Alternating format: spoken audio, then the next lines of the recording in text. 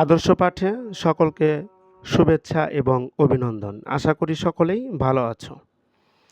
আমি সদানন্দ রাজবংশী, সহকারী শিক্ষক, ব্যবসায় শিক্ষা, গোড়াই উচ্চ বিদ্যালয়। এখন যে বিষয়টি নিয়ে আলোচনা করব, বিষয়টি হচ্ছে হিসাব বিজ্ঞান অধ্যায় আর্থিক বিবরণী।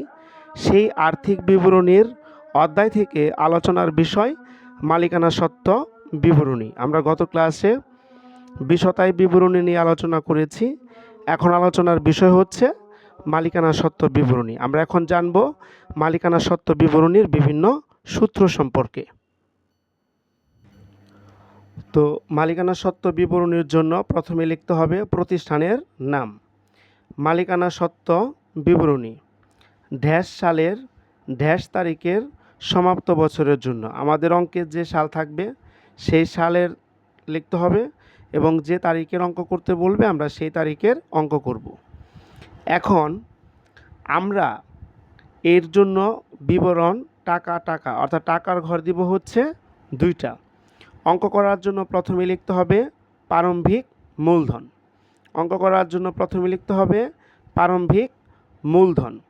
সেই প্রারম্ভিক মূলধনের টাকা আমরা প্রথম ঘরে লিখব। যদি অঙ্কে নিট আয়, অতিরিক্ত মূলধন এবং মূলধনের সুদ থাকে তাহলে এই 3টি আইটেম প্রারম্ভিক মূলধনের সাথে যোগ করতে হবে। আমি আবার বলছি, প্রারম্ভিক মূলধনের সাথে যোগ করতে হবে নিট আয়, অতিরিক্ত মূলধন এবং মূলধনের সুদ।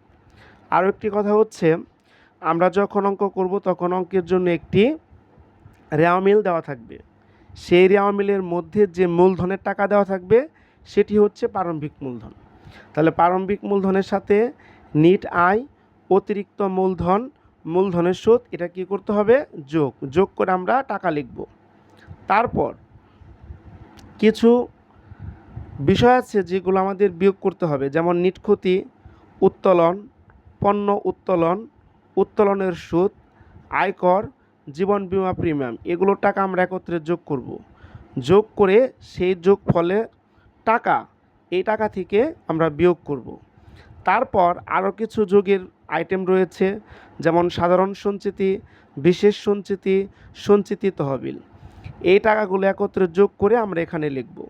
তারপর উপরের যে টাকাটা বের হয়েছিল সেই টাকার সাথে এটা বিয়োগ করতে হবে এবং এটা যোগ করতে হবে। যোগ করলে যে ফল পাওয়া যাবে সেই ফলের নাম হচ্ছে মালিকানা সত্ত্ব। আর মালিকানা সত্ত্ব বিবরণী এর কাজই হচ্ছে মালিকানা সত্ত্ব বা সমাপনী মূলধন বের করা। অনেক সময় সমাপনী মূলধনও যদি বের করতে বলে এই আর্থিক বিবরণীর অধ্যায় থেকে, তাহলে আমরা এইভাবেই সমস্ত সূত্রের মাধ্যমে অঙ্কগুলো করার চেষ্টা করব। ধন্যবাদ।